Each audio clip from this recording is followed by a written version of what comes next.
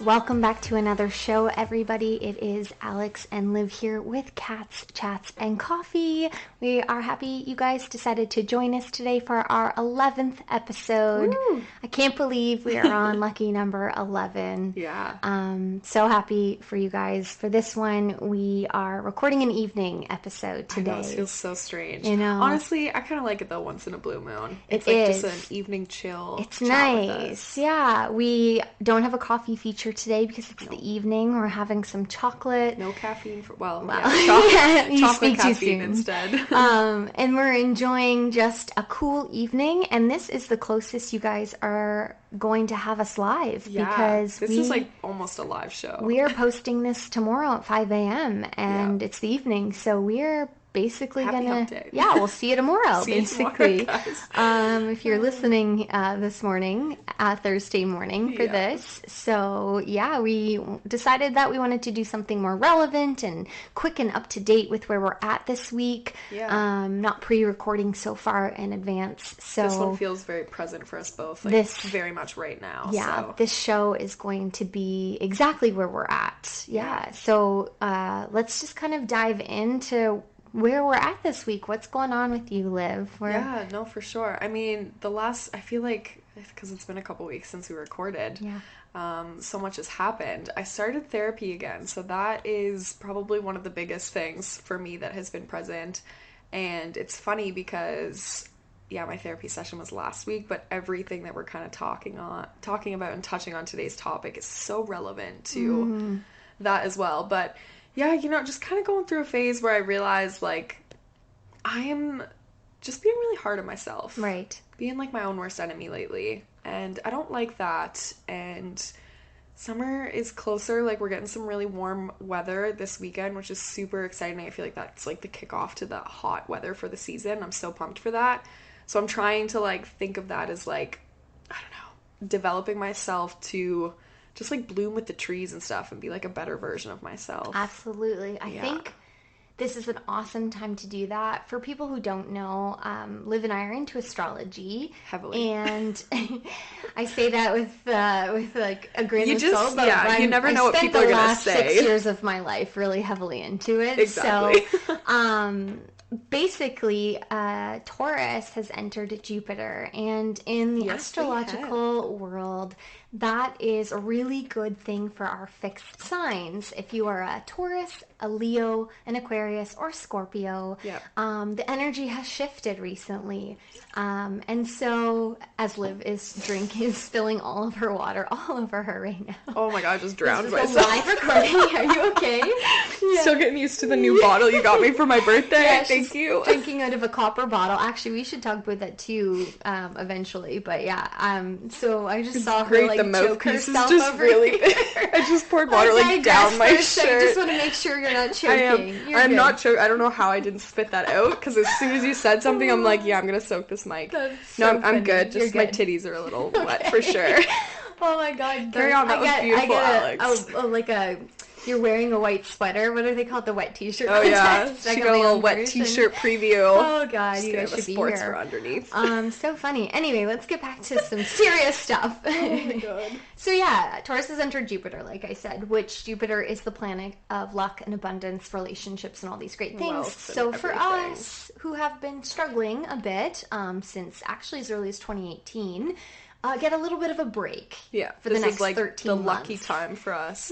So the energy really has shifted. I think we're actually still in a Mercury retrograde, so that's kind of something that everybody hears, but not everybody necessarily knows. But just trust, we're in a Mercury retrograde. We've had a new moon, a new Scorpios also entered Jupiter, which is great. There's like awesome things happening with the energy, and I think it's really just positive. Pulled us out of this shell of feeling not great, and now we're kind of reflecting back on that for me, I've been reflecting over the last 4 years really heavily lately, and I think for you the same thing, and it really kind of resonated with both of us when we were trying to figure out what we wanted to talk about for our next episode, and it made sense energetically where we're at and where I think the rest of the world, like the energy really just in general is at. We always kind of like do that even if we're not really planning to, though, like, because anytime we talk about this or plan like what we want to come on and share with you guys, it's always what we are feeling, what is kind of relevant to us or going on in the world. And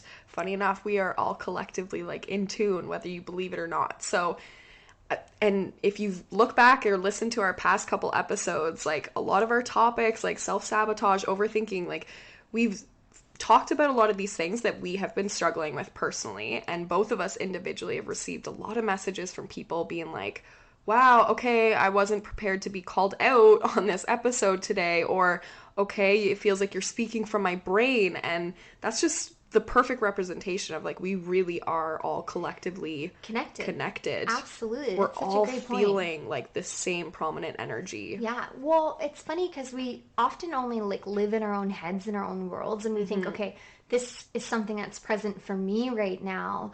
But we don't take a step back to realize like what's present for us could also be very present for the people around us. Absolutely. And like when you connect and open up and are vulnerable in a place where you're like, hey, this is what's showing up for me right now, I bet you'd be surprised that the people in your life are also feeling very similarly.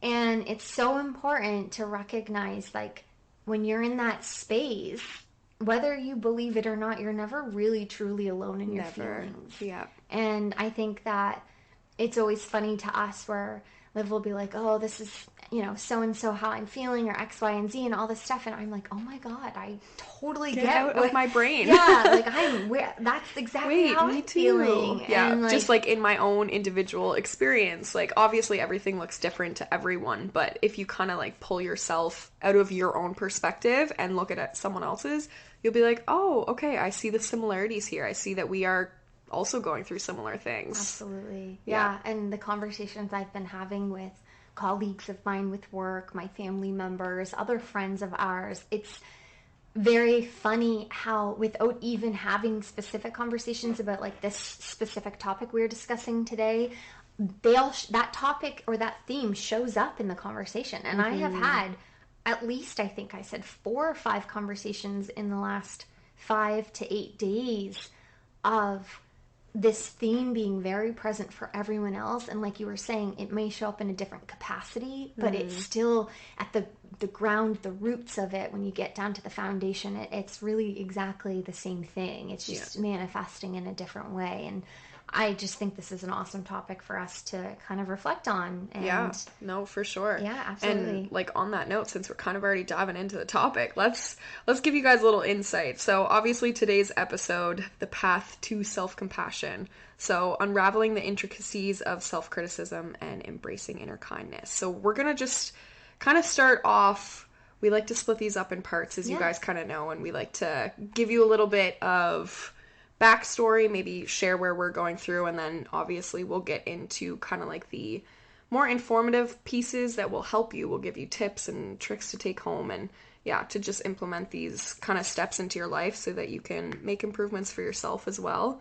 So just part 1, we're going to kind of dive in. So exploring self-criticism. So first and foremost, like, where does this come from? What is this negative thing that we are struggling with? It's the self-criticism to yourself, essentially. And it stems from so many different things. Obviously, like your own personal experiences shape this tremendously, but there's so many like societal pressures that are going around, whether it's like the trends and stuff like that, like you're trying to stay relevant.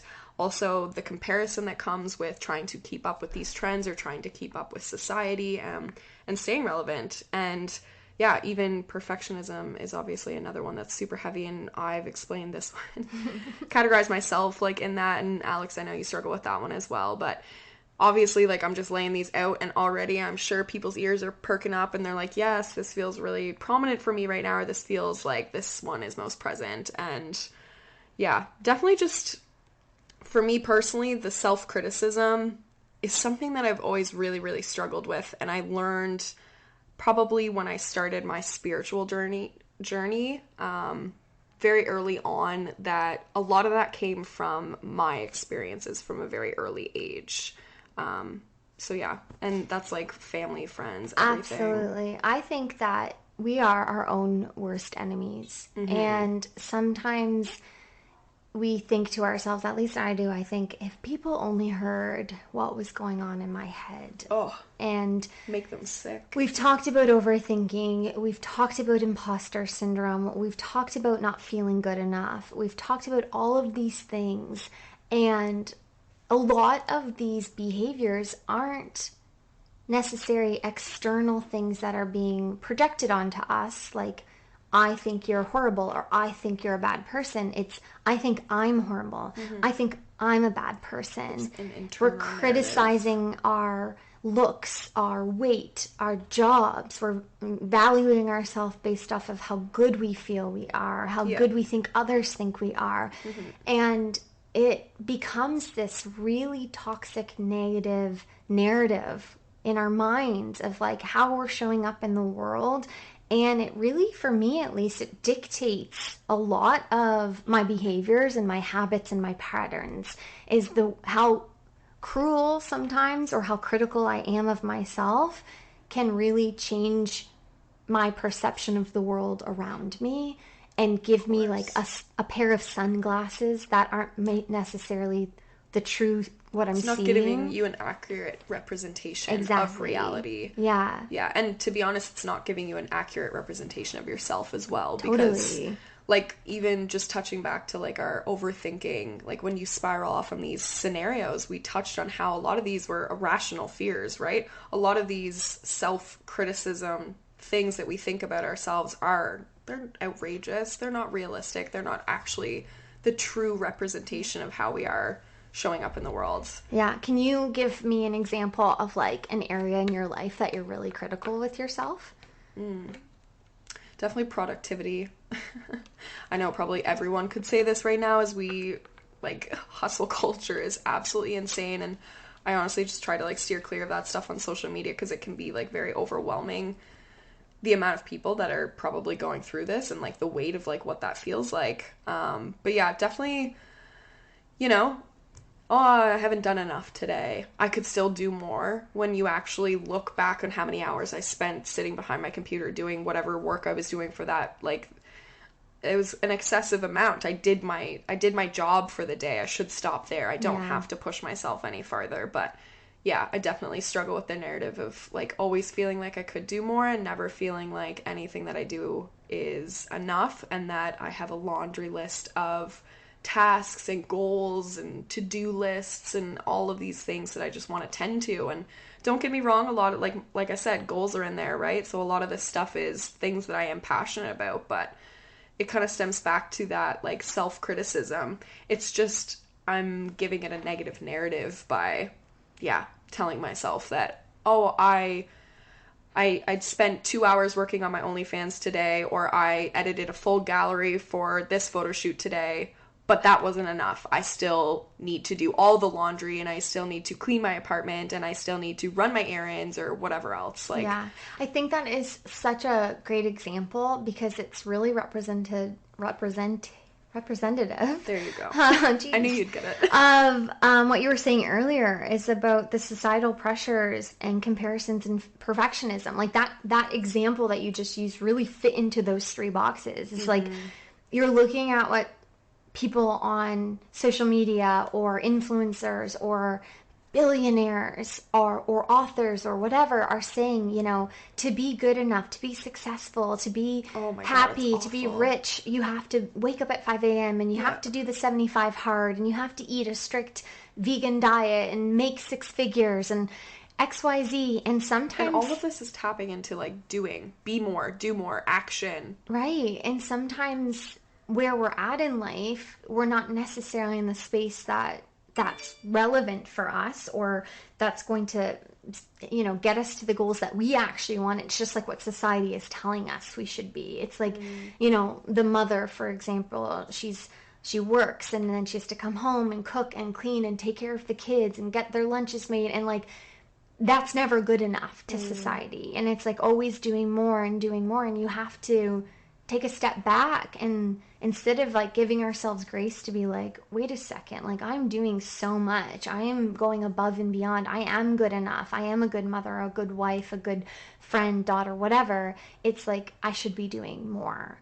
Or I made macaroni and cheese tonight when I should have cooked them a healthy chicken and rice dinner, and I only had the capacity to make mac and cheese because that's all I had left, and I feel like a shitty mother because I didn't give the good nutrition to my child. And like you're always criticizing. Nothing is ever good enough. Yeah, you're always like missing the mark. You're always missing the bar, which kind of thing. Is absolutely not the case. Yeah, and I think like, so this is where I want to touch a little more on perfectionism and comparison specifically. So comparison, like you said, oh, well, I could be feeding my kid this better, healthier meal. So a lot of this comparison heavily affects that because we see these millionaires, billionaires, successful people waking up at 5, then we see the life they have, and we instantly connect those two together. So that if we continue to wake up at 5 a.m. every day, we're going to be successful like everyone else.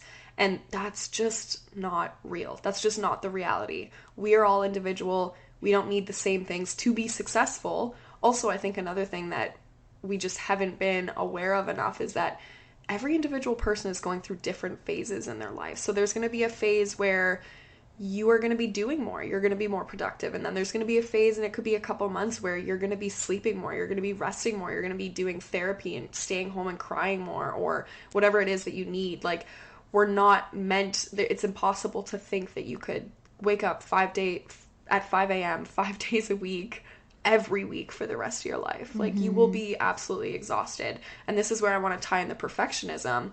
Where are you setting these like unrealistic expectations of yourself? Like, is it actually necessary for you to get up at 5 a.m. to be successful? Is it possible for you to just maybe manage your time a little bit better so that you have more hours through the day to get everything that you are allotting for yourself to get done? Is it possible to take some things off your plate, off your to-do list, to pull back a little bit? Are you actually putting way too much like on yourself, too many pressures on yourself? We need to kind of disconnect from that. It's so funny. I'm saying this and Alex is just like looking into my eyes and nodding at everything, and I'm feeling so reaffirmed as she's saying this. And I can't help but chuckle because I'm trying to motivate myself at the same time saying this. Yeah. And I know that you're listening to it and taking it so personally as well. Yeah.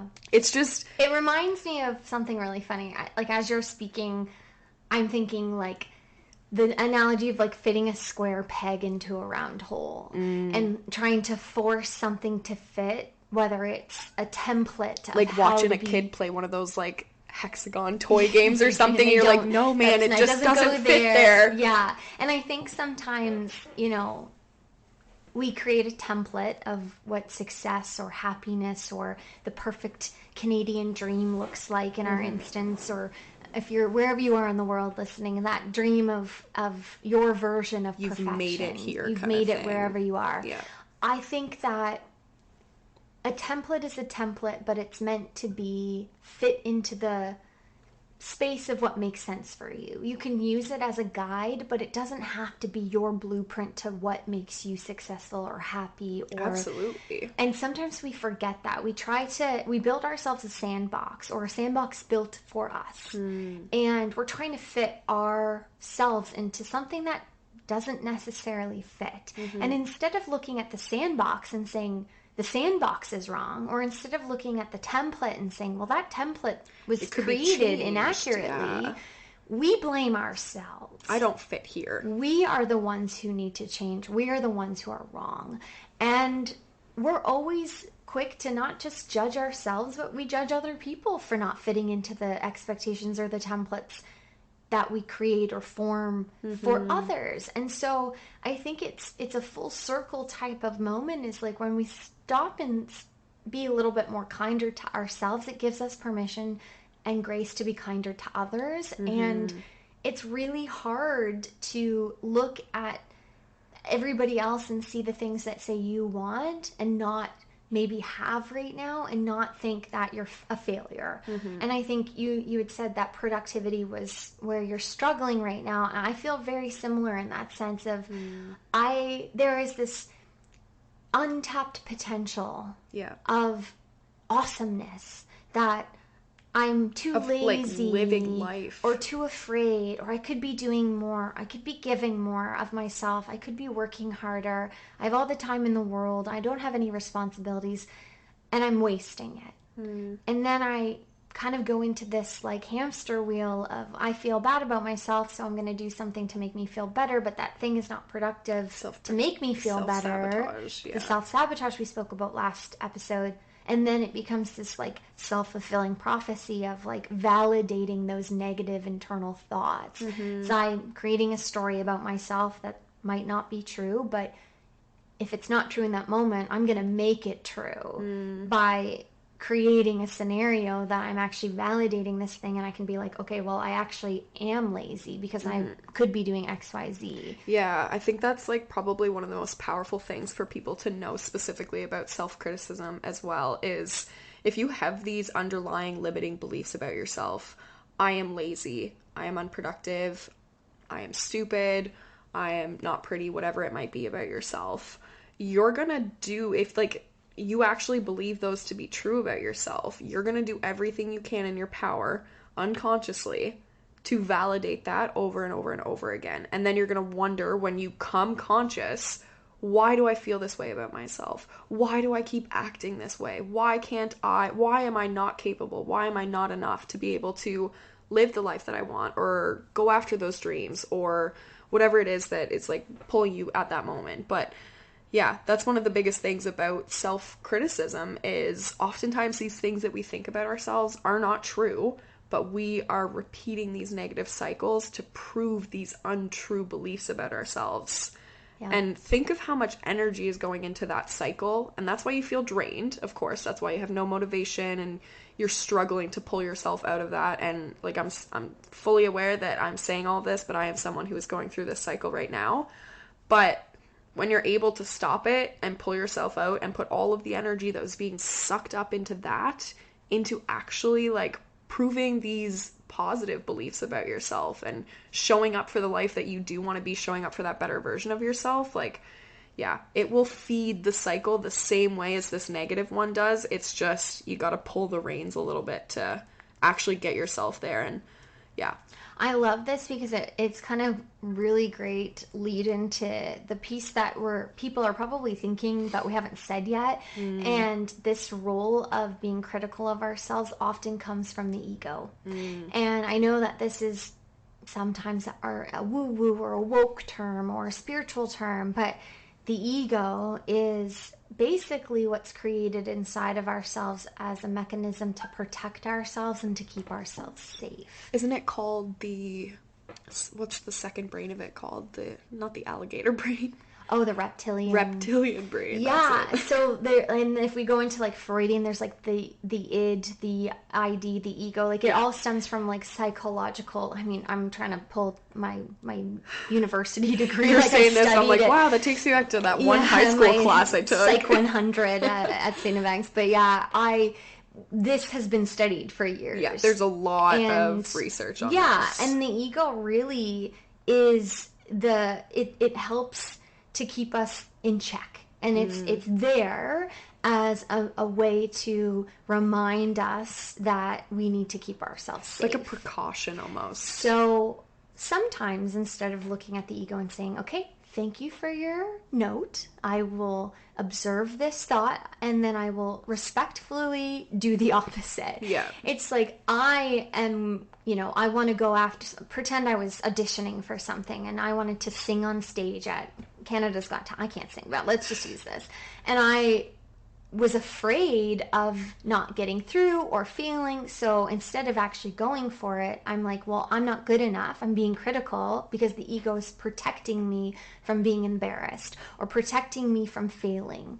And honestly, instead of befriending it and understanding where those feelings come from and recognizing that oftentimes the ego shows up in a fear response, in a trauma response, when we're triggered, when we're not feeling our best selves, we try to push it away or we have it be all consuming. Absorb us. Yeah. And then we forget that it's possible to detach from this and it doesn't have to take over. And that's where those like negative patterns kind of come in though, because if you've been so in tune with your ego over and over and over again, as soon as that thought comes through, it might be the ego, but you might not have the awareness in the moment to like classify it as that. And then you get sucked into that. And another thing I want to point out is like, the ego, and this is why they call it the reptilian brain, is because we stem from animals. We have animalistic tendencies to us. That's why we have a stress response system. It's to check to make sure we're safe, we're not in danger. And obviously, like 9 times out of 10, you're not in danger anymore because we have like a very modern, well-built world around us. So things are very, very different. But those reactions, that is still there in us. So it's important for us to decipher between that, like when it's coming up, and kind of how Alex said, like, identify that it's the ego and thank it for its service. Thank you for protecting me. Thank you for giving me this awareness or flagging this for me so that I could become aware. But yeah, just kind of like noticing in the moment to be able to change. That's obviously like the hardest step. I think that's kind of where, and like, let me just speak on behalf of both of us. That's where we're at. We're getting to a place where we're starting to recognize that this isn't us and this is our ego. And like, and we've been heavily self-identifying with the ego. Yeah. And I think, you know, when they say, oh, her ego is bruised or you're feeding the ego, it's like the whole prophecy, I don't even think I used that word correctly, but that's like you have 2 wolves inside of you. Whatever one you decide to feed becomes the stronger one. So you can either feed the ego, validate those fears and those things, those critical thoughts of yourself, or you can feed your higher self. And the opposite of your ego is your higher self. It's the real you. Right. It's the unconditional love. It's the potential you have that you're not even like tapping into yet. It's everything that is who you should be and could be, but aren't allowing yourself to be because we're consciously allowing our ego to define and dictate and control our behaviors and our actions when we show up in this world. And I think that what we're kind of trying to speak to right now is understanding that criticism can be important, but it gets to a place where it can be hurtful and detrimental. And the step to getting to that next level is just the first thing we have to do is find the awareness and start to recognize, is this me, like we were saying, or is this my ego? Is this something I'm afraid of? Or is this actually truly my gut feeling is telling me that this isn't a good thing, or shouldn't do this, or XYZ. So it's like starting to look at your life and the patterns in your life and pinpointing parts of your life that might not necessarily align with the future version of yourself, and asking yourself the tough questions and having people in your life who are accountable to you and also recognizing you and asking you the tough questions as well, seeing you behave in a way that's not conducive to the goals and the desires and the beliefs you have of yourself that are good, and watching you act in a way that's harmful or detrimental or the opposite path of what you've said you want for your life, and you know who you actually want to show up as. I mean, like she said, awareness is like the first thing, but when you have the awareness, it's kind of like what you do with that awareness makes or breaks your like literally how she said, you can either feed the hungry ego wolf, or you can start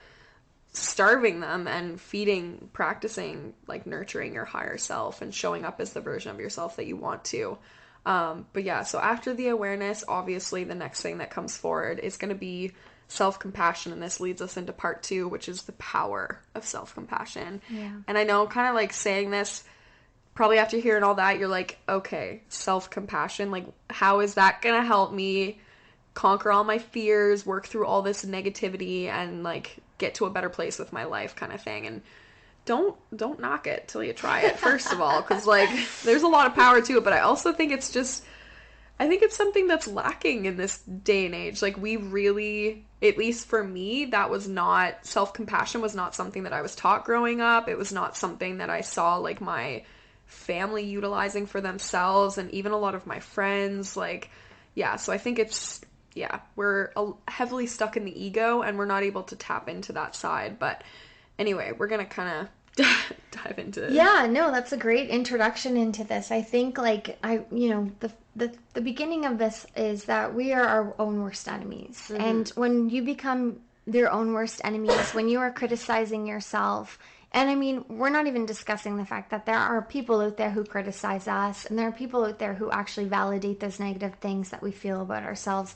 And that's a whole other topic, setting boundaries and separating yourself from negative experiences. This is, more about like the taking internal responsibility for your own, how you treat yourself. Yeah, and your relationship with yourself because that. We're energetic people. So what we believe, we receive. What we think comes into fruition. We manifest everything. Every thought, every voice, every action, every behavior creates more of the same thing that you're doing. Yeah. So if you're somebody like myself and like Liv, and you believe that when you put energy and thought into a negative thing and you're giving attention to that thing, you're creating more of that same thing. And if we're constantly telling ourselves we're not good enough, we're lazy, we're not XYZ, then your only thing left is to be that exact thing. Yeah. So the opposite is true with the compassion part. And for me, it's really hard to be kind to myself. I can be kind to others, no problem. But it's extremely hard to feel worthy enough of self-love.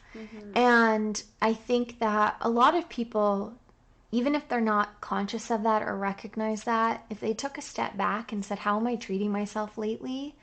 What are the thoughts going on in my mind? What kind of behaviors? What does my relationship with myself actually look like? Like pull the curtains back and see the real truth. Exactly. Look in the mirror and stare at yourself for 5 minutes. Is there more that you could be doing for yourself? Are there places where you're putting yourself on the back burner and putting other people's needs above your own? Are you, like, is it detrimental to your well-being? How's your mental state lately? And remembering at the end of the day that I think sometimes we have a hard time thinking that self-love isn't selfish. Like if I'm going to give myself love or set boundaries or, say no to something. But if you feel like you have not to feeling yourself, the guilt or the shame that comes from cultivating a place of self-love and compassion and patience and grace with yourself. And I think that when you are able to cultivate that self-compassion, your mental health gets better. You feel more resilient to things. You feel more energetic. You feel, your overall well-being. The motivation to go after those dreams or those goals or to, run those errands and tick off that to-do list is actually going to be there because you have a nicer relationship with yourself. You didn't talk yourself down to try and motivate yourself to go do things for yourself. Do you see how warped that can really be there? But yeah, and it brings back the idea of when we're manifesting those things, it's when you start to give yourself grace and are treating yourself kinder, you are telling the universe and you are sending out an energetic vibration of love, which means that you'll receive more of that and you'll validate that. Yeah. Which would you rather validate? A self-fulfilling prophecy of love and contentment and peace and patience, or would you rather create a life of feeling like shit and not doing the things you want to do? Never having enough. The lack scarcity mindset. Feeling like you missed out on your opportunity. That's not what life is supposed to feel like. Yeah, I think we both really realized that we've just been very much feeling like a victim to our own life. And when that comes up, like we said, we immediately know that that's the ego hat has been on way too long and it's kind of taken over for us a little bit. So yeah, today we literally were talking about it and we are both just fed up with our shit and at the point where we're so hyper aware of how negative and awful we really have been to ourselves. And we've talked about this a lot because I hate to say it was kind of something that we bonded on pretty early on in our friendship because we were very self-critical of ourselves. We held very high expectations of ourselves and it was funny to joke about at the time, but now after many months of us feeling burnt out and still working towards things that we're passionate about, but also still feeling completely drained and wondering why things aren't flowing or why we don't feel in alignment with what we're doing, and realizing that it's not because we're out of alignment with the path that we're on. It's because the path that we're walking, the feet that are walking that are holding us back. The person in the body, not so much the body, but the mind, I'll go to that, is detrimental right now. It's taking a huge toll and it's just actively creating more negative situations in our lives. Like, I was joking about this with one of my friends the other day. I've broken 6 really big items. Not really big. 6 items ranging from really big all the way small to a little tiny shot glass. 6 items in like a month. I am not a clumsy person. I don't usually drop things. I definitely have not shattered that much glass or broken that many mirrors, like, probably in my entire life. And this past, like, month, 6 weeks has really been when I've just completely gave up on basic needs for myself. Like, I'm talking sleep, eating, just your bare minimum, like, food and water. Like, I've really just been neglecting my basic needs, my personal needs, and I've noticed it. And yeah, over the last, like, however many times, like, all these things are breaking in my face, and I just feel like it's a representation of, like, get your shit together, Liv. Yeah. Stop allowing, like, you to fuck everything up for yourself. Yeah. Don't be your own worst enemy. Get out of your own way. Yeah, and, like, it's me breaking these things out of nowhere and just, like, shattering it all by myself, like, in my own. So I just feel like it's, yeah, and maybe that's my own personal take on it, but it's a big representation of my, like, self-identity right now. I love that. I think sometimes it is great to look at how our internal world is manifesting an external experience. If you look for signs, whether it's negative or positive, you will find the signs. There is so much out there constantly just popping up, and if you're open to it, if you're receiving of it, you will see it. Yeah. So just, yeah, connect to that a little bit. It's a fun one. I think that the next step that we get to is, like, first we're critical, we recognize and have awareness of the criticisms, and we make the decision and the choice to become more compassionate. But how do we do that? How do we can't just, we get this, we can't just snap our fingers. Oh, it's not that easy. You can't just wake up one day and say, I'm so happy with my life, I'm beautiful, and I'm so grateful, and XYZ, and all that stuff. At the end of the day, it takes active, it's like a muscle, behavior changing, and something that we're practicing actively right now. Liv and I, in our today life, this week and in the last few weeks, is reframing our mind. And what this means is it's the decision to look at a situation and look at the negative point of view and look at the positive point of view. And I'm not talking about rose-colored glasses. I'm not talking about toxic positivity. I am simply talking about taking a situation and reframing it so that you can understand it with a little bit more compassion and a little bit more patience. And I actually have a story that kind of really aligns with this as an example. I was talking to somebody, if I can share that. Absolutely. Yeah, I was talking to somebody. I did ask her to share the story, and so she basically has known this guy for like a decade, and they dated, I think 8-9 years ago, and fell in love, and were just at a place in their life where it wasn't really meant to be. Some things happened and it didn't work out, and then he got into another relationship over the last 7 years. She went and, like, built her business and all that stuff, and recently they've come back together after spending these last X number of years really understanding where they're at in life, and in their time as individuals have done the work to get to a place where they're more communicative, they're more aware, self-aware, I love that. All that stuff. And then recently they went on a trip together to reconnect, and kind of see where... Sounds like a love story. Yeah, it should be a movie. See where they're at again. Now, she is really ready for a relationship. She feels like she loves this person. He makes her feel emotionally secure and safe. She can be her full self, vulnerable, open, honest. She has these 5 kind of things. If he aligns with me spiritually, physically, mentally, emotionally, and financially, he's the person I want to be with. And this guy, who has spent the last decade working on himself, has gotten to a place where he basically is ready, and he feels like she meets those needs as well. There's just one thing missing. He's not fully ready to commit to a relationship yet.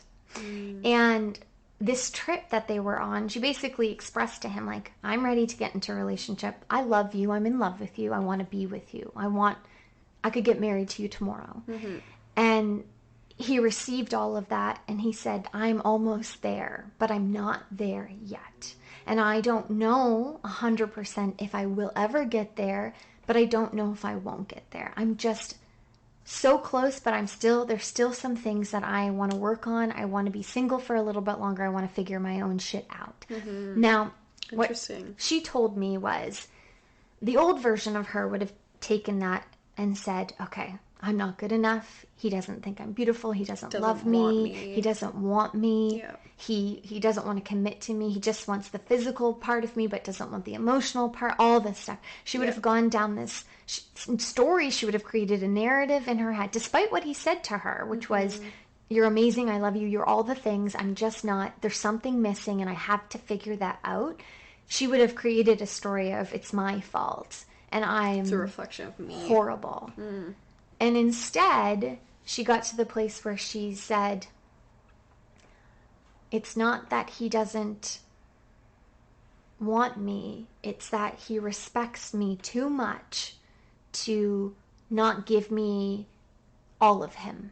To not give me what I need. Which is what I deserve. Yeah. And she was able to reframe an old narrative of not feeling good enough to feeling so confident in who she is and feeling so secure and trusting in him that she's worth it, and that, you know, she's willing to wait and to get into a relationship with somebody when he's 100% ready, and that's not feeling like shit, that's respecting where we're both at.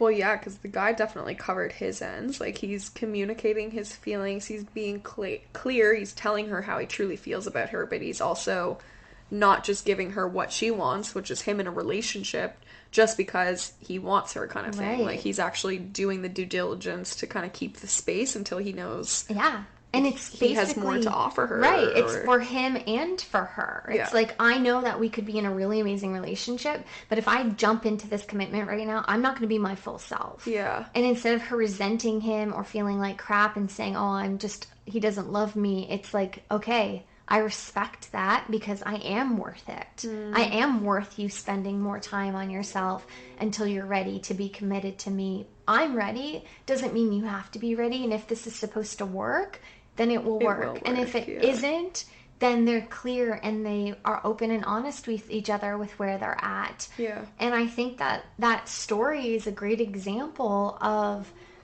taking a situation that could go horribly and have ruined the trip, and she would have gone home and felt really bad. Literally how you just said all of those negative things that she could have felt about herself. I'm not good enough. He doesn't want me. I'm not pretty. He wants other people besides me, or whatever the case is. Like, that is a very different reality to what you just said there. He is working on himself to bring his best self to me. I am completely okay. My cup is already full because I take care of myself. I don't need his to fill my cup, kind of thing. Like, those are two very, very different realities, yet this is the exact same situation. Absolutely. It's literally taking a moment and stepping out of your ego and looking at the truth of it versus the false truths or the false narratives that the stories we tell ourselves out of fear, lack, scarcity, the ego, all of those things. Yeah. And sometimes it just takes a second to be like, oh wait, is this my ego talking, or is this the truth? And it really helps to navigate and makes life a lot easier. Well, it's like putting the pause button on like the emotional roller coaster that's about to suck you up and take you off. Like, yeah, if you can just have that moment of clarity before you get this like influx of, emotional trauma or old experiences coming up or whatever it is for you, like, yeah, you have a opportunity here to change the narrative, to reframe your reality, literally, step by step. Yeah, and taking responsibility for your feelings and observing your feelings, and instead of letting them consume you and encompass you, you watch them, you appreciate the feeling, you understand where it comes from, whether it's a trigger, whether it's a trauma response, whether it's an old story you used to tell yourself, whether it's something someone else who was a crappy person used to tell you. And just like stuck. Which, is kind of stuck with you. It's like you let that freedom comes when you learn to let go and surrender to the fact that you deserve the best, happiest, kindest version of yourself. I wouldn't say the things that I say to myself to my best friend. Absolutely not. And if we heard what our best friends said to themselves, would we sit there and take it? God, Alex, and this was, like I said, touching on like how our friendship started and we like bonded over being very self-critical. That was something that I started calling her out for very clearly from the start. And then it, I returned the mirror to myself and I was like, oh, okay, I do the same thing. And yeah, so I feel like this kind of really flows us into part 3 well. So the next thing is overcoming challenges and embracing growth. So this, we're kind of going to dive a little bit more into how practicing self-compassion, like how that's really going to change these negative patterns for yourself. Because obviously, like, we know in the moment when this is coming up, like, you need to be able to stop before you get reactive. You need to stop yourself to have a moment and really choose, like, this is an opportunity where I don't want to repeat the same pattern. I'm going to overcome this. I'm going to challenge myself to not say the same negative spirals that I would usually say, or to not, I don't know, spiral to the same self-sabotaging habits that I usually do. Like, that's really what the biggest thing is. And having self-compassion in the same moment of doing this, you're going to be able to change the narrative. Like we just said, the reframing, you're going to be able to give yourself a more positive outlook. And maybe just, I'll give a quick example for myself. If I had a gallery that I wanted to edit and I wasn't able to finish the full gallery, maybe I tell myself, okay, and this is what the self-compassion looks like. I'm accepting that it was unrealistic for me to think that I could do the entire gallery in one night. That's not possible for me. I can see that that was an outrageous expectation of myself. I know that tomorrow when I go to reopen this gallery, I'm going to put my best foot forward because I'm going to choose tonight to get a good sleep instead of staying up all night and editing this entire gallery and then therefore making my day tomorrow even harder to get through. Something as simple as that is choosing to literally give yourself more love, give yourself more time, give yourself more rest, whatever it is in that moment that you need. That's what self-compassion looks like. Looking at yourself and giving compassion for what the situation is and taking a moment to see what the needs of this person is. How can I meet those? Right. You would do that for your friend. If your friend called after a breakup, you would, okay, what does my friend need right now? You would even ask them. Stop and ask yourself the exact same question in those moments. What do I need right now? Do I need to stay up? Do I need to drink a coffee and stay up till 2 a.m. to edit this? Probably not. I probably need to go and do my skincare and get myself put in bed because it's already 11:30. Yeah, you're setting yourself up for success because you have this like deep, unwavering knowing of who you are. Mm-hmm. And I think when you learn to become friends with yourself and learn to love yourself, it all comes down to self-love. Like I said, like self-love isn't selfish. Because I think you mentioned this earlier, you mentioned this before, it's like we can't be there for other people, whether it's our partner, our children, our friends, our parents, ourselves, if we're not there for ourselves first. Mm-hmm. Like we need to take care of ourselves. We need to create opportunities of success versus opportunities of just fulfilling those fears and those failures because we're not actually setting ourselves up for a place where what we're doing is beneficial to the next stage of where we want to be. No, and of course. It's really sad to see, like you said, it's like if Liv was sitting here crying, talking about a breakup, I wouldn't be sitting here being like, oh, she's pathetic. You should get over him I know, already. How dare you go back to him? Yeah. You asked for this. Like, you would it's never your fault. say that. Like, you wouldn't say those things. So it's like sometimes... Do not say them to yourself. Yeah, sometimes you have to take a step back and be like, wait a second, why? Like, what... Why? Ask yourself why. It's like, why am I treating myself this way? Start to understand. The next step is like, okay, now how can I change that? My mom always used to say this to me, and it's always stuck with me. It's like, when you know better, you do better. And sometimes when you know better, you don't do better. No. And that's okay, but it's just the awareness part. When you start to that's practice when you need it, self-compassion. That's exactly it. It's like, okay, it's taken me X number of years to even become aware of this pattern or this behavior. Okay, now I want to change it, and it's going to take however long it takes to get to the place where you're changing this old habit. And it's like, as long as you become aware of the problem, you have such a beautiful, huge opportunity ahead of you to make that change. But you also just have to start somewhere, and you can't be expecting to be perfect. It's like, It's like you want to start a new project, but you think I have 1,000 steps to get there. Just do 20 minutes. Yeah, like just start with step 1. It doesn't matter what that looks like. Each little baby step, and like hold your ground through each of them. Like you will make so much more movement doing something like that than in the first day you try to change all your bad habits. Well, guess what? The next day is going to be a hell of a lot harder to keep up that behavior because it was an unrealistic standard.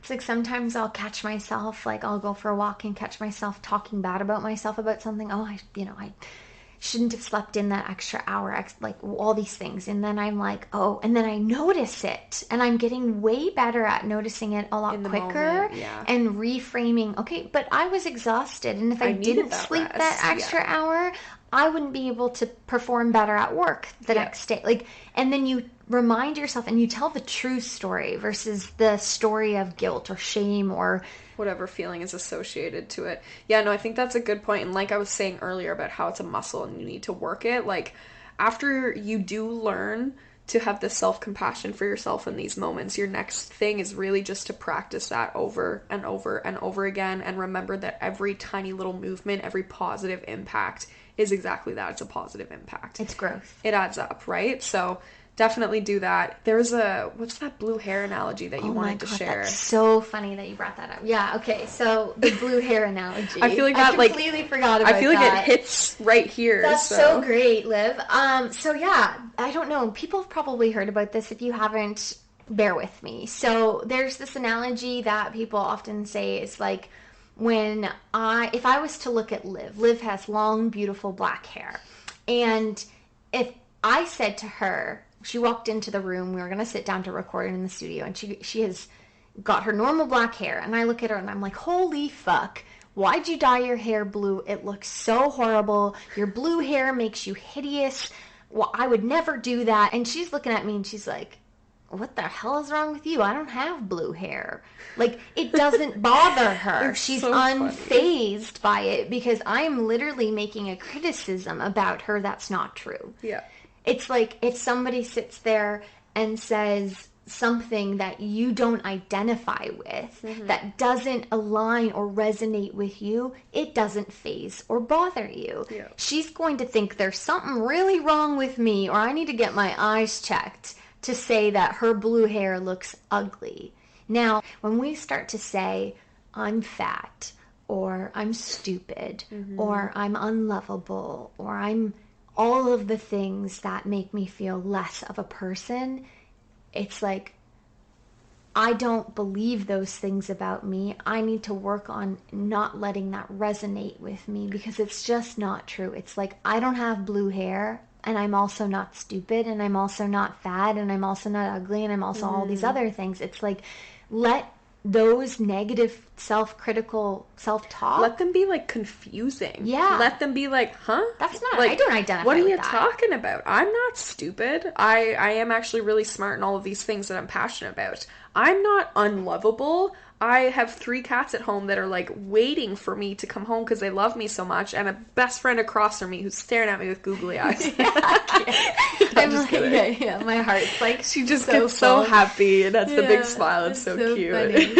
But that's the reality of it. Like, it's not true, and you need to practice that over and over again and catch it in the moment before it takes the next step, before it now becomes this unreal negative narrative about yourself. Yeah. Make it as unrealistic as having blue hair. And again, if you have blue hair out there, you probably look fucking gorgeous. Yeah, I don't think this is actually anything against blue hair. It's just no, there's nothing against blue hair. It's like something obviously not true about you, though. Yeah, like we could use any analogy. Obviously, we are worthy of love. Yeah, and so are you blue-haired people. Yeah. Marge Simpson, if you're listening. All those Smurfs. Oh my god, that's funny. I guess they're more than just blue hair, but yeah. So I think the last thing, Liv, if you want to start us out, is like, what are some tips and key takeaways that we can give people so that they can have some tangible reminders or practices that they can put into their everyday lives to help them get to a place of being a little bit more compassionate and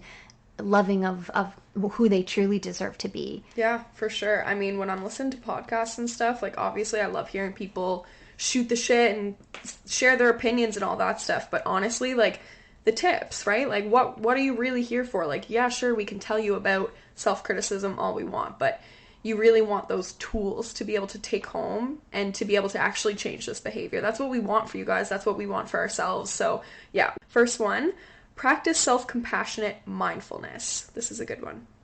Cultivate mindfulness by recognizing your self-critical thoughts without judgment. So that's like, remove the goggles. Do you know what I mean? Like, pretend like you are talking to a friend. Look at your animal or your closest loved one and think of their cute little adorable face when you're like thinking of these things. Acknowledge them as passing mental events rather than personal truths about yourself. Treat yourself with kindness and understanding in those moments, and remember that your feelings are not facts. They're validated. They stem from something, like we've touched on many times. This can come from trauma, coping mechanisms, old experiences, things people have said with you that just stick. But remember that these are not a true representation of you and how you are showing up in this world. I love that. Yeah, it's something else, right? It's just, it's not you. And we're going to let that be free. Yeah, love that. Second tip here is challenge the negative self-talk. Don't be afraid to stand up to your ego like you would stand up to a bully. Yeah, like, why are you being so mean? Yeah, some people they call it their like alter ego, and it's funny. It's like they have like a funny name for it. Yeah. I don't even want to say a name because there like could be a listener out there with that name. Tool. Yeah, don't say like, yeah, something horrible, and they name themselves that, and that's like my other self, and that's the negative, the bad wolf, the devil on my shoulder. So challenge negative self-talk, become aware of the negative self-talk and actively challenge it. Replace self-critical thoughts with more compassionate and realistic statements. Ask yourself if you would say those things to a friend in the same situation. It's exactly kind of what we've referenced, and it's just practicing those small moments. Is like, if you can't picture yourself in the mirror, then picture you screaming you're ugly, disgusting to your dog or your partner or your child. And then that guilt that you immediately feel when you think of that, like, you should feel that same guilt talking to yourself. And if you don't, that is a perfect representation of how lacking your relationship with yourself actually is. And something that I've actually recently practiced is I pictured my age now screaming those things to my 5-year-old self. That's another one. Yeah, scream that to like little Liv, little Alex. And like, I was like, oh my God, I felt so sad for her. I wanted to pick her up and hug her and tell her she's safe and beautiful and worthy. Yeah, but you know what? 30-year-old Alex is also worthy of that exact same response. So yeah, we need to learn that for sure. All right, tip number 3. Cultivate self-awareness. So pay attention to the triggers for your self-criticism. Like, notice where these patterns are coming from, what situations they stem from, and yeah, they'll tend to obviously trigger self-critical thoughts and emotions. Developing your self-awareness can help you interrupt the cycle of self-criticism. And yeah, just having that awareness. Also, just for me, knowing that I'm in this place where I'm looking for the egoic thoughts. I'm looking for those spiral moments where you said on your walk, where you kind of get caught in it and you don't realize. Just having that, like, saying this statement out loud that I'm going to be aware of that changes so much already. And then like the muscle analogy I said, every time you do it, you're going to pull yourself out of those spirals a little bit quicker each time. It gets easier. It absolutely. Does. And these are just kind of acknowledging what we've already spoken about. So it's just reminders. Yeah. Practice self-kindness. Obviously this is a little bit more self-explanatory, but we want to treat ourselves with the kindness and care you would offer a friend. Offer yourself words of encouragement. Remind yourself of your strengths and accomplishments, and practice self-soothing techniques during difficult times. Ooh, I have something I want to add to this. Absolutely. So something that has worked for me in the past, think of the recurring, like, wholesome compliments you've gotten throughout your life. So just for example, like some that really have like stuck with me is that I have very good energy and I give people a very calming, grounding space for them to feel comfortable enough, like sharing and opening up and being vulnerable. I've also had a lot of people like really share how comforting it is for them knowing that I openly share about my mental health issues or anything really that I struggle with. So when you're struggling to find positive things to think about yourself, think of these things that people have told you think of maybe what your coaches told you through school, maybe your teachers, maybe close friends say these little compliments that you kind of just like, you know, you shrug them off and you don't really take them, but they actually mean a lot to you. Like, remember these things, because if you get them repeated over and over and over through your lifetime, like, I would say it's a pretty good, like, you could probably gauge and say that, yeah, this is a true thing about yourself. But I found that helps me personally. Absolutely. At least. Yeah, because I love sometimes that. I can't, you struggle when you have a rough relationship with yourself to find something positive to say. Totally. Sometimes people are always like, stand in the mirror and start pointing out the things you love, or just start to say, That can I'm be worthy, really I'm hard beautiful. for people. If you don't believe it, it doesn't resonate as much. But if you can pull in something that someone else said, like, I have really pretty eyes. Well, I've been told that. So even if in the moment I don't believe it, I can at least start trying to see what other people see, and it's easier to reflect on some things, just like it is when it's the opposite and it's negative that somebody else said about you. So find those self-soothing opportunities to practice that self-kindness. Yeah, for sure. All right, number 5, set realistic expectations. I obviously have said this one 1,000 times, and I'm just going to keep nailing it into your brain. I love that this one landed on you. It's like, so perfect. Right? It feels really triggering. It does feel good, yeah. So recognize and challenge your perfectionistic tendencies. Yeah, this is really just screaming at me right now. Set realistic goals and expectations for yourself. Understand that making mistakes and facing setbacks are part of learning and growth. That's a really big one that I definitely struggle with. Remember that there are going to be failures. There are going to be setbacks. But we've said this, if you guys listen to a previous episode, you might already know what I'm about to say. It is always a redirection. It is never actually a failure. Alex, what's your quote here? Share it for the people one more time. The reason season or lesson? Yeah. Yeah. So it's... I feel like I need to get that tattooed or like create merch or something. I'm like, we gotta create product with that on it for sure. Honestly, if you want that, DM us, let us know. We'll make that happen. Yeah. But yeah, I could not explain that in a better way. It's just clear as day. Honestly, I actually just quickly scanned the rest, and each of them really hit. Like, if you look at these, it's so funny. So triggering to us. It is, like, kind of perfect for where we're at. Are you good with that one? Yeah. Perfect. So the next one here is seek support. I know I was like waiting for you to read it. Seek support and validation. Yeah, so I think what she's saying is they are very specific to us, which is funny because we actually didn't plan on going in this order. We planned the opposite order, and we accidentally just started, but yeah. And the funny thing is we'll just expose ourselves here, as I'm not really good at asking for help.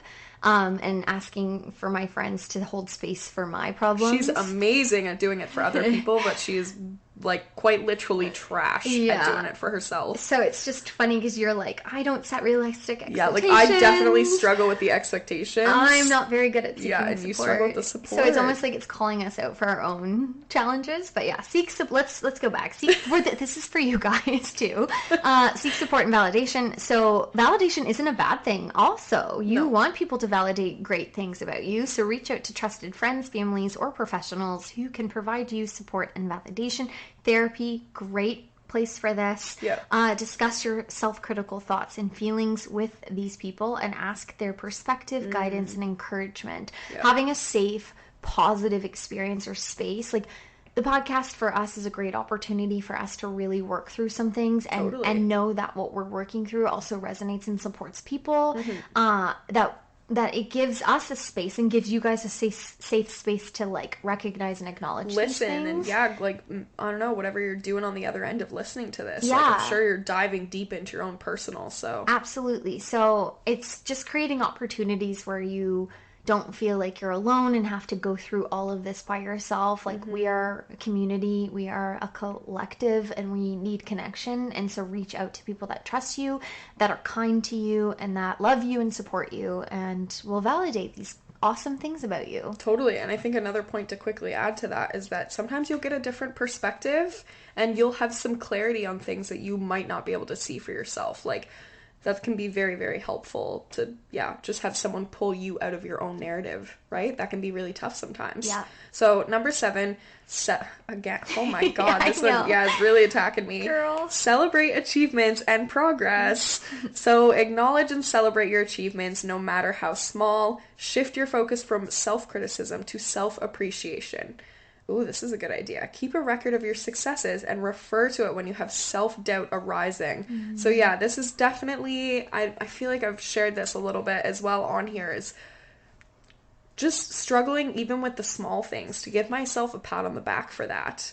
And nothing is ever going to feel like it's good enough if the small stuff isn't even getting the credit that it deserves. Do you know what I mean? Absolutely. So, yeah, that's that. It's like that. I'm taking that one home. Absolutely. It's like we say, oh, I have so much on my plate. I can't do this. I can't do that. If you just do 20 minutes, let 20 minutes be an achievement. Be proud of yourself. Celebrate that 20 minutes, girl. I could tell you all day, every day how proud I am and how I'm watching you grow and all the things that you're working on to better yourself. But at the end of the day, it falls on deaf ears if you don't actually see that for yourself. And that's the hard thing, because even as, like, you guys hear how I just responded as she's saying that to me, like, that is a hard thing for me to accept, to take. Yeah. And the reason why is because I see the end goal for myself and I know that I'm not there yet. But that does not discredit all of the work and all of the healing and all of the progress that I've already made. And I have come a very, very long way. I think everything that's been present for me, and I'm just going to quickly share this, that has been the heaviest thing for me lately, is just giving myself credit and realizing that, like, I'm an amazing human. I've done incredible things and continuing to do so. But that's really hard to say about ourselves and to acknowledge. Yeah. But we're practicing it here with you guys, and girl. We hope you guys practice it too. Honestly, life is a journey to be experienced, and it is not a marathon, or it's not a sprint, rather, it's a marathon. Yeah. And it's, if we wish away our lives, like, how sad would that be if we don't appreciate those missing little moments? So much. Yeah. Yeah. And the last one here, which again resonates with me because I'm not very good at this, is practice self-care. And that could look like a lot of different things depending on who you are. So engage in activities that promote self-care and self-compassion, such as engaging in hobbies, practicing relaxing techniques, getting sufficient rest, nourishing your body with healthy food. Just ended on that note. Yeah. Which is so... That is so funny. Yeah, it's like... How much do I really want to call myself out here, as there's like a chocolate bar right in front of me? But yeah, it's like, and that could look like, I know, Liv, you had some tips of your own. That could look like taking 20 minutes to journal. That could look like going out for a walk in nature. That could look like going and driving and leaving your apartment to get a coffee. So yeah, I'm going to challenge everyone as well with these specific self-care techniques for you.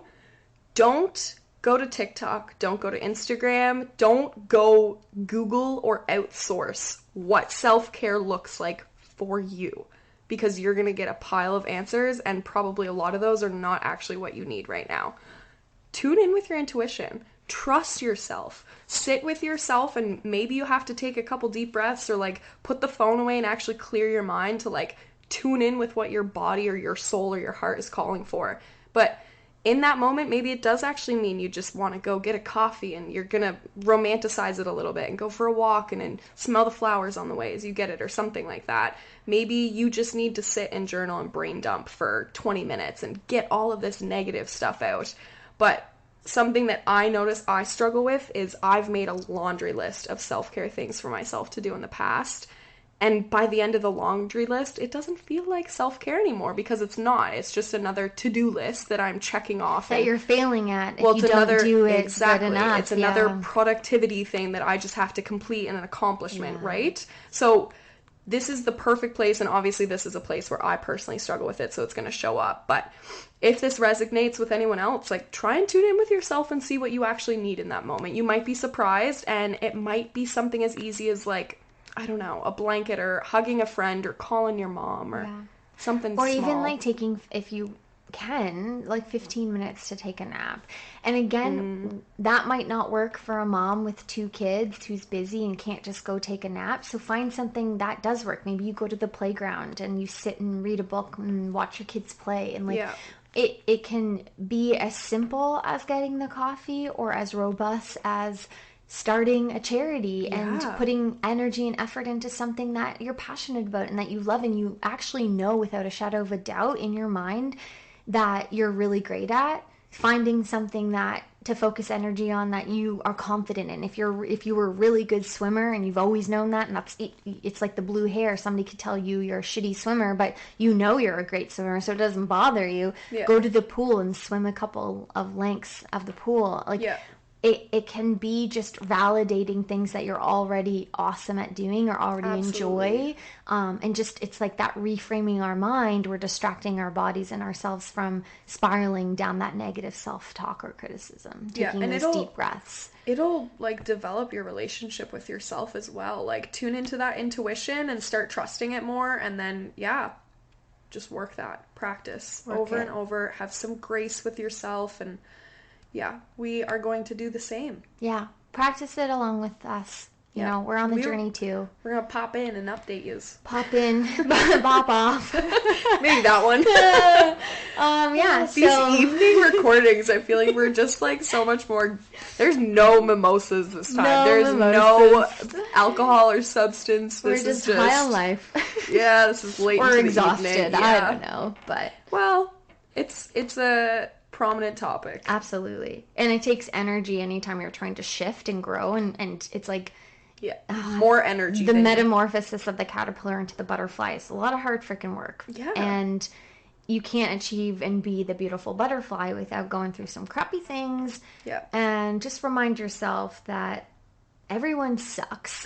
Like, no one's perfect. We all struggle. Yeah, like, we're all there with you. It's like, that's supposed to make you laugh, but we do. Everyone genuinely sucks, but we're also all awesome. So it's like, remember that you're no better or worse or any just of those give things. Everyone the benefit of the doubt. Give yourself the benefit of the doubt. Totally. Swear to God, it'll help.